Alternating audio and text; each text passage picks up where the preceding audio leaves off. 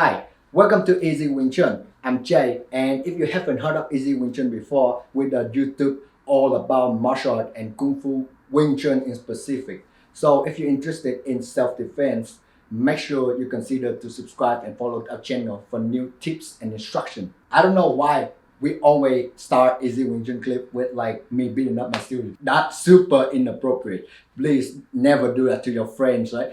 Only fight when you need to. Only fight when you need to protect your family, to protect your loved one, and to protect yourself.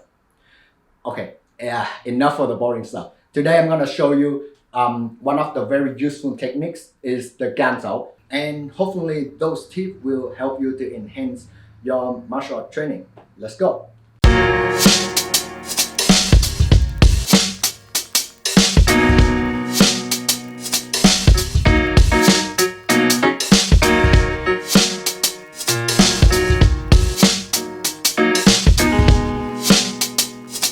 So what is Wing Chun Gansao? Wing Chun Gansao is the motions where your hand like this. It's follow like a triangle. Now, remember the triangle theory that I discussed in the Jump Sao episode?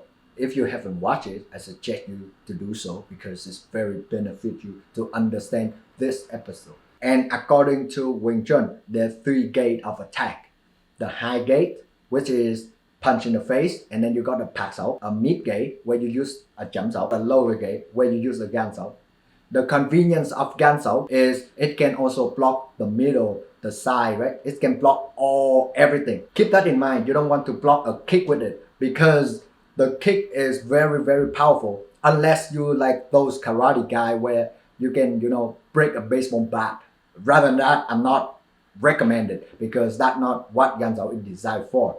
Gansao, the reason why it go diagonal is because when the force came, it traveled with the force. So it playing with the force a little bit to absorb that force. Because Wing Chun is specifically designed for weaker people to have a little bit of advantage. When do you use a Gansao? A groin punch, right? There's a Charlie foot punch. There are many things. As long as it go into your belly and below, you can block it with a Gansao. You can block the front kick too.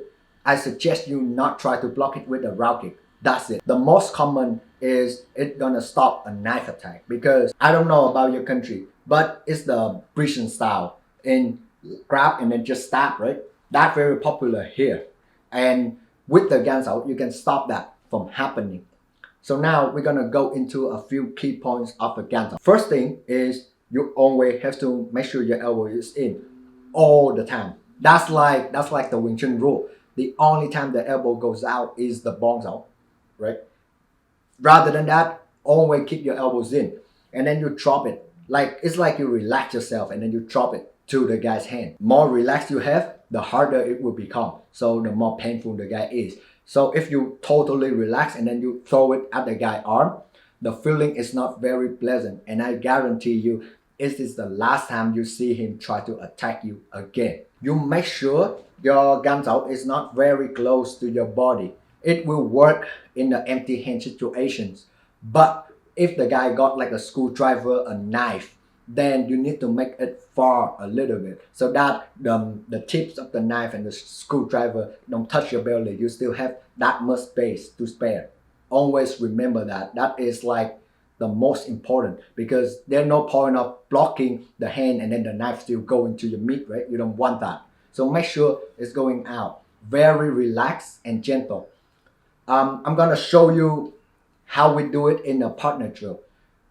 Actually, I don't know if my Sifu created it, but he showed me this. So I just show you guys right now. We have like a 4 corner drills, which means the guy's allowed to like hook you. The guy allows to lower punch you, right? Sometimes even groin punch. I know that is less common because nobody gonna attack your groin unless he a pervert, right?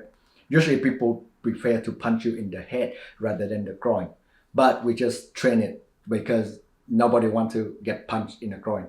I train it because I don't want to get punched in the groin. That's weird. So you're starting off with like a chain punch and then the guy try to pass out and then when he want to do it, he's gonna hook you, he's gonna lower punch you, whatever, right?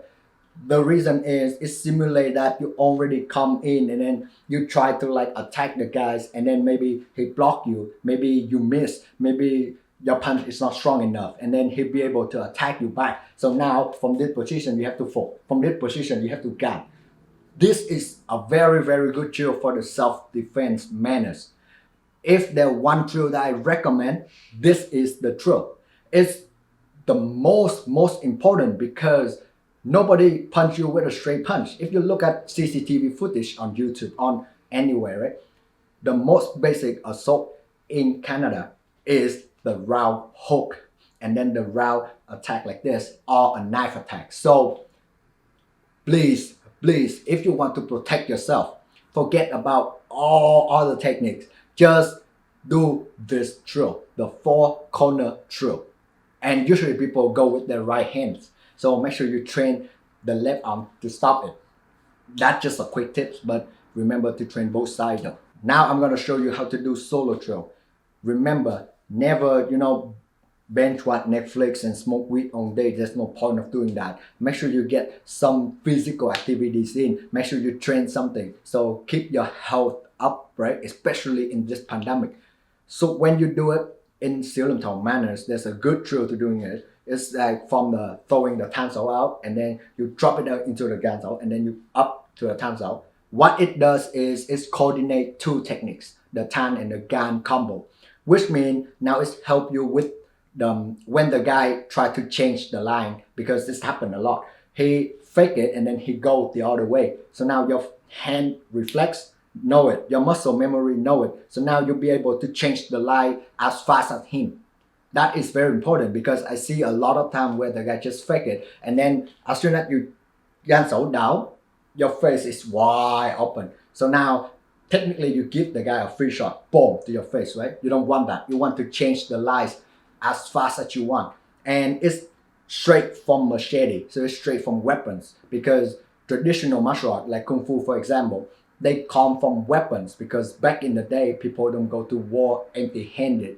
They use weapons, and then in the peaceful time, then okay, they convert it into an empty hand, because like nowadays, this is the most peaceful time in the human history. You won't see anyone that carry a machete out in the street. I mean, if you actually see it, you have issue with it, and you have to train machete to protect yourself, I suggest you to like move to another country, move out of that area, because that's not normal, that's not common. Yeah, just make sure you get as fast as you can, as soon as possible, move out of the country. Don't just stay there, because machete is no joke. It's not like an MMA fight where you can take one punch, two punch, right? Machete, one cut, you gone. And that's it for today's tutorial. Thank you for watching. Just gonna hint up, next week tutorial is all about the follow-up of the Fok Sao and the Gan Sao, because this follow the same concept. So I want to show you guys within one episode, because I want to introduce that concept.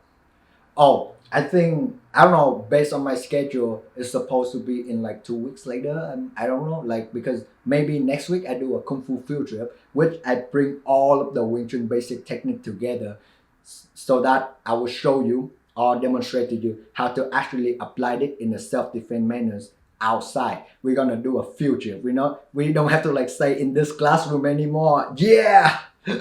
Okay, that's it for today. Thanks for watching. I hope that it will help you with your martial art career. Like I always said, enjoy your week and make sure you train hard.